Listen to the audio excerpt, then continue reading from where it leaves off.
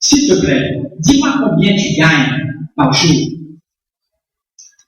Et après maintes hésitations, le papa me dit, je gagne 12 dollars par jour. Et il est allé. Il est retourné, il a dit, papa, tu es sûr que tu gagnes 12 dollars par jour? Papa a dit, oui, je gagne 12 dollars par jour. Est-ce que tu peux me donner 6 dollars, s'il te plaît? Et le papa lui dit, mais qu'est-ce que tu vas faire avec 6 dollars? Un jeune, 8 ans, qu'est-ce que tu vas faire avec 6 dollars? Le papa ne lui a pas donné les 6 dollars. Il est allé, il est retourné dans sa chambre avec les larmes aux yeux. Quelques instants après, le papa s'est approché de lui dans sa chambre pour lui dire, mon fils, pardonne-moi, j'ai été dur envers toi. Je n'étais pas tendre envers toi. Voici les 6 dollars. Et le fils de lui dire, non papa, j'ai eu le temps de trouver les 6 dollars. J'en avais besoin parce que je voulais avoir 12 dollars pour acheter ta journée. Et maintenant, c'est le papa qui est fondu. Quelle leçon pour ce père de famille. Nous autres papas, très souvent nous pensons que nous n'avons comme seule responsabilité que apporter de l'argent à la maison. Nous oublions que nos enfants, notre femme, ont besoin de notre temps, de notre écoute en tant que leader de la famille.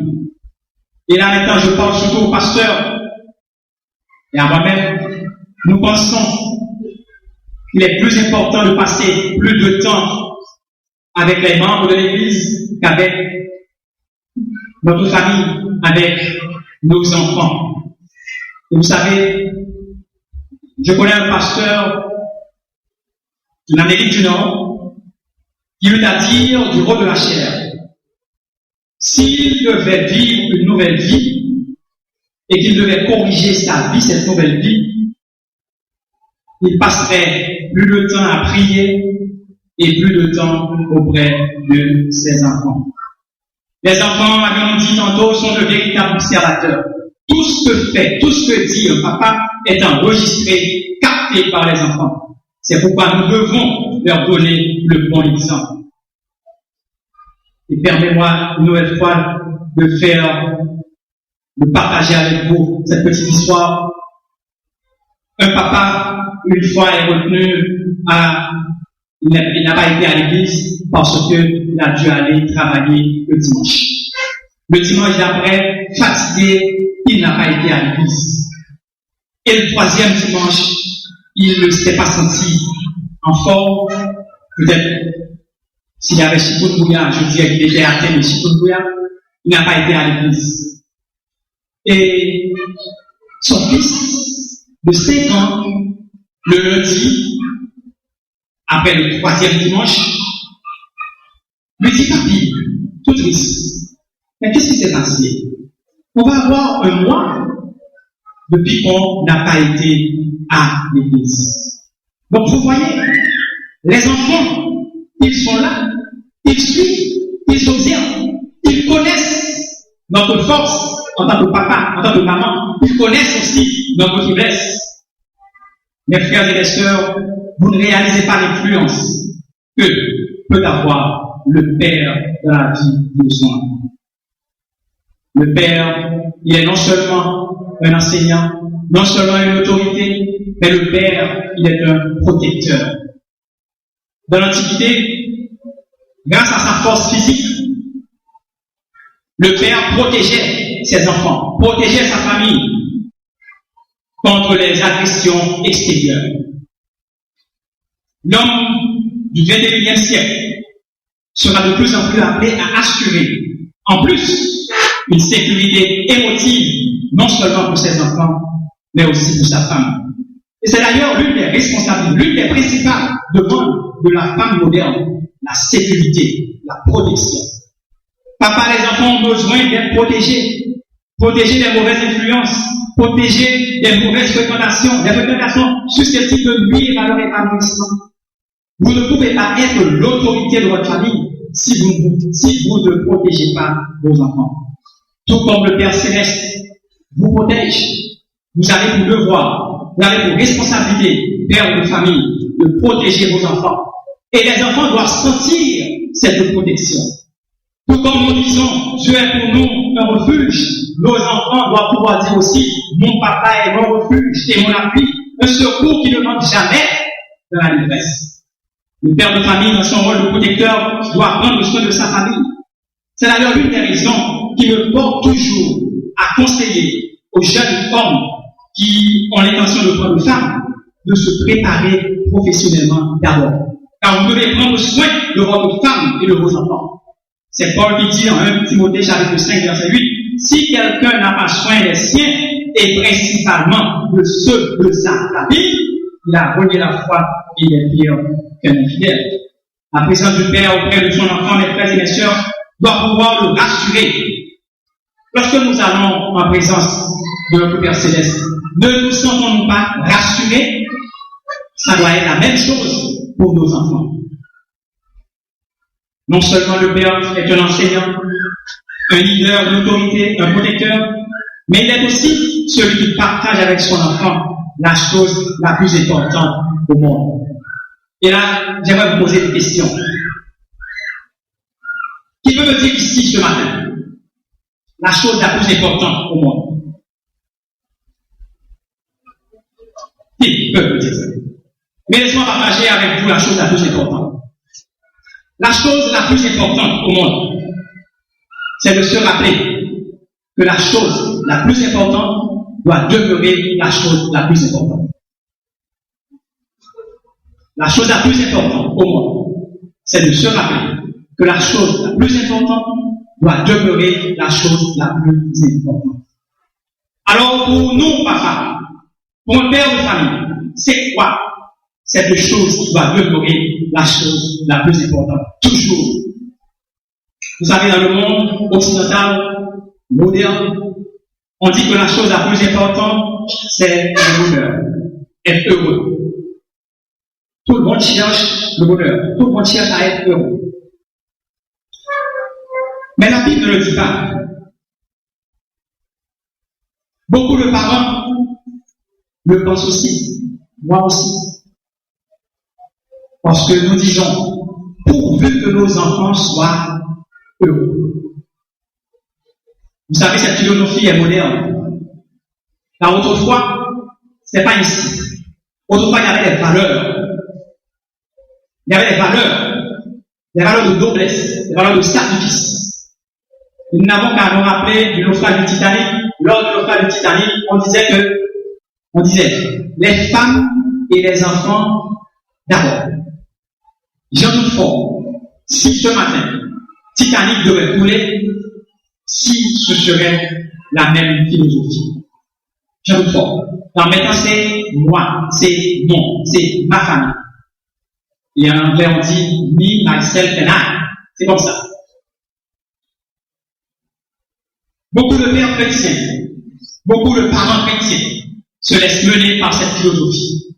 Le bonheur des enfants. Je n'ai rien contre le bonheur des enfants. Je n'ai rien. Je vous dis, moi aussi, je cherche le bonheur des enfants, de mes enfants, tout le monde. Mais sachez que nos pensées ne sont pas les pensées de Dieu. Si pour nous le bonheur, c'est la chose la plus importante, pour Dieu, ce n'est pas la chose la plus importante. L'important pour Dieu, c'est de chercher à le glorifier.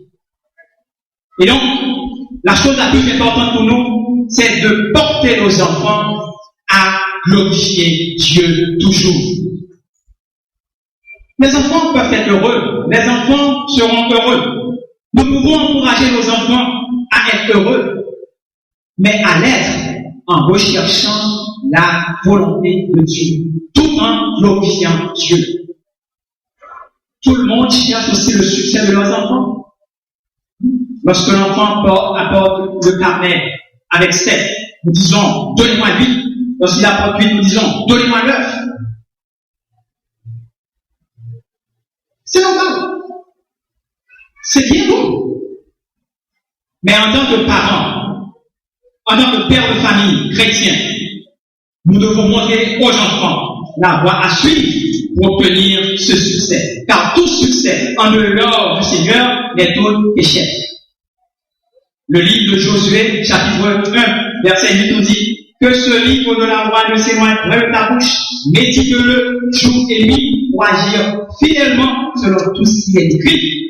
Ah, c'est alors que tu auras du succès dans tes entreprises, c'est alors que tu réussiras. Donc la parole de Dieu nous dit que nos enfants auront du succès quand ils reliront la parole de Dieu. Ce matin, cher papa, que l'on fête chez vous, que l'on vous fête chez vous ou pas, que vous soyez considérés ou pas, vous n'avez pas à vous plaindre. Vous devez savoir que c'est une bénédiction d'être père de famille. Et comme toute bénédiction est accompagnée de responsabilités, vous avez pour devoir de répondre à vos responsabilités et de l'être fiers. Si ce matin on n'a pas été le papa en or qu'on aurait dû être, est-ce fini pour autant? Non, ce n'est pas fini. Nous allons nous donner une nouvelle chance. Et je demande à chaque épouse ce matin, à chaque enfant ce matin, de donner une nouvelle chance au papa. Nous avons affaire à un Dieu qui relève, à un Dieu qui prend toujours la chance de faire toutes choses nouvelles, et un Dieu qui donne toujours une nouvelle chance. Alors, cher papa, comme moi, prenons la décision ce matin de recommencer avec nos enfants, de recommencer avec notre femme. Et vous, enfants, qui m'écoutez, sachez que votre père est votre père. Vous lui devez respect, obéissance, amour, soumission jusqu'à votre mort. Car le Seigneur a mis à vos côtés votre père et votre mère pour que vous profitiez de leurs expériences. Retenez ceci, chers enfants. Un enfant, même lorsqu'il ne reste pas toujours un enfant, reste toujours l'enfant de ses parents. À l'occasion de cette période de fête des pères, à l'occasion de notre journée de famille, je veux une nouvelle fois demander à chaque papa de reconsidérer leur façon de se comporter dans la maison. Agissez tel qu'à la fin de vos jours, on dise au moins que vous avez été un père enseignant, un père protecteur, un père qui avait poussé ses enfants à chercher à faire la volonté du Seigneur. Mais veux-vous chaque papa ce matin, c'est que vous soyez les pères dont vos enfants sont fiers et dont votre épouse heureuse. Puisse le Seigneur dans ses compassions nous aider, nos papas, à accomplir dignement et chrétiennement notre rôle, nous aider à devenir ces pères et pourquoi pas, ces mères dans l'église, dans le foyer, dans notre société, en temps de besoin. Et dans toi, ainsi que chaque jour.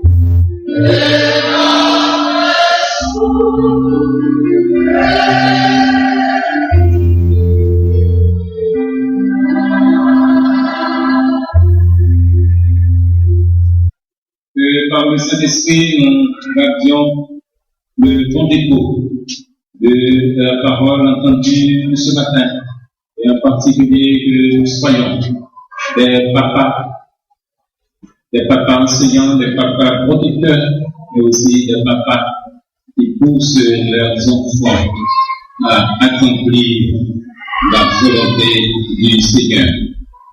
Nous allons, mes frères et mes sœurs de Christ,